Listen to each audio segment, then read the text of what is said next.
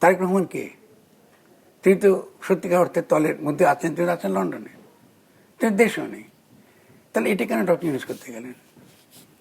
ঠিক আছে না? ফলে এই প্রশ্নগুলো তো জনগণ তো তুলবে, আমরা তো বারবারই তুলবো, কারণ আমরা জনগণের পক্ষে কথা বলি।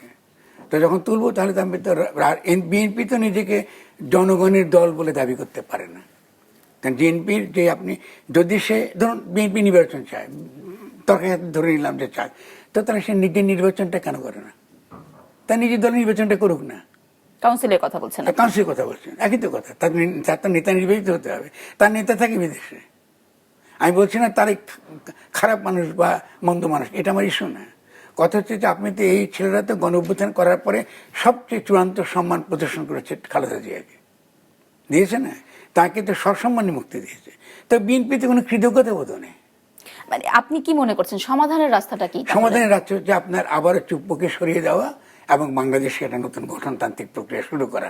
এর বাইরে কোনো সমাধানে বাংলাদেশকে একটা স্থিতিশীল রাষ্ট্রে পরিণত করতে পারবেন না। সামনে তো নির্বাচনের কথা